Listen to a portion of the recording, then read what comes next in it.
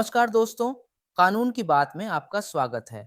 आज हम एक ऐसे ऐतिहासिक मामले की बात करेंगे जिसने भारत के संविधान और उसकी संप्रभुता को समझने में एक महत्वपूर्ण भूमिका निभाई। Berubari union case 1960। आज़ादी के बाद भारत को विरासत में मिली कई चुनौतियां, जिनमें से एक थी सीमाओं का निर्धारण। 1947 में जब भारत और पाकिस्तान का विभाजन हुआ तो सर सिरिल रेडक्लिफ ने सीमाओं का निर्धारण किया, लेकिन यह काम इतना आसान नहीं था। कई जगहों पर अस्पष्टता थी और ऐसी ही एक जगह थी पश्चिम बंगाल का जलपाईगुड़ी जिले का Berubari union number 12। Radcliffe award ने बेरूबारी को भारत का हिस्सा बताया, लेकिन कुछ नक्शों में इसे पूर्वी पाकिस्तान का हिस्सा दिखाया गया। इस अस्पष्टता के कारण इस क्षेत्र में रहने वाले लोगों के लिए अनिश्चितता का माहौल था। 1958 में भारत के प्रधानमंत्री जवाहरलाल नेहरू और पाकिस्तान के प्रधानमंत्री फिरोज खान नून के बीच एक समझौता हुआ, जिसे नेहरू नून समझौता कहा जाता है।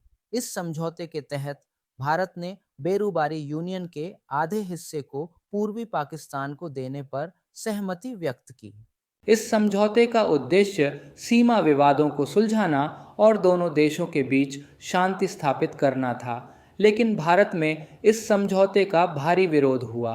लोगों का मानना था कि सरकार के पास भारत के किसी भी क्षेत्र को किसी विदेशी देश को सौंपने का अधिकार नहीं है, खासकर बिना किसी संवैधानिक संशोधन के।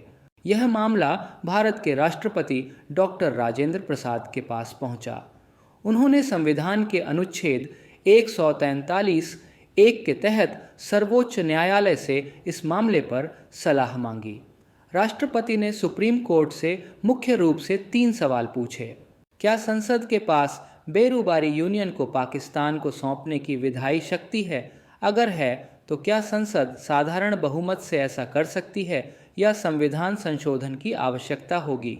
क्या संविधान के अनुच्छेद 3 के तहत ऐसा किया जा सकता है या अनुच्छेद 368 के तहत संशोधन आवश्यक है?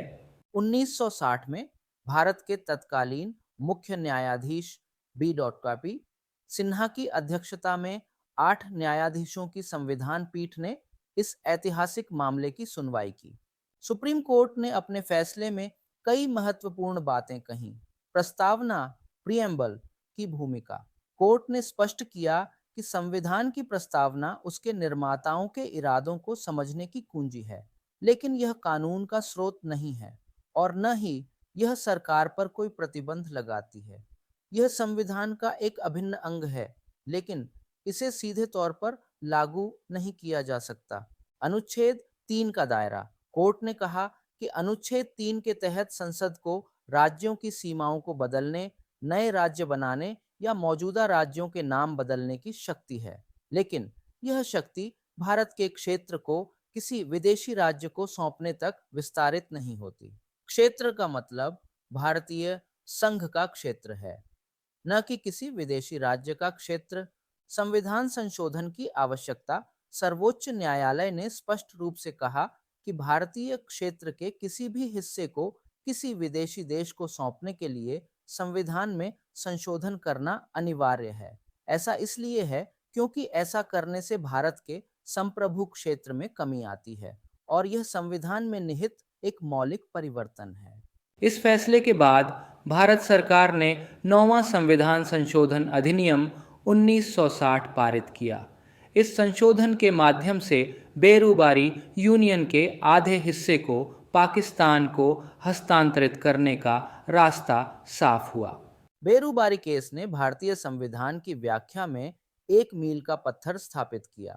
इसने यह स्पष्ट किया कि क्षेत्रीय संप्रभुता। भारत का संविधान क्षेत्रीय संप्रभुता को बहुत महत्व देता है और किसी भी क्षेत्र को छोड़ने के लिए संविधान संशोधन की आवश्यकता होती है। अनुच्छेद 3 की सीमाएं। अनुच्छेद 3 केवल आंतरिक पुनर्गठन से संबंधित है, न कि अंतर्राष्ट्रीय सीमा परिवर्तनों से।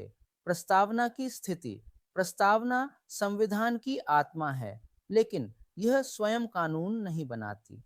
यह मामला हमें बताता है कि कैसे हमारे संविधान निर्माताओं ने एक मजबूत और लचीले कानूनी ढांचे का निर्माण किया जो देश की संप्रभुता और अखंडता की रक्षा करता है। बेरुबारी केस ने भविष्य के कई सीमा विवादों को सुलझाने के लिए एक महत्वपूर्ण मिसाल कायम की। उम्मीद है आपको यह जानकारी पसंद आई होगी। अगर आपके कोई सवाल हैं तो कमेंट सेक्शन में ज़रूर पूछें। इस वीडियो को लाइक करें, शेयर करें और हमारे चैनल को सब्सक्राइब करना न भूलें। मिलते हैं अगले वीडियो में, तब तक के लिए नमस्कार।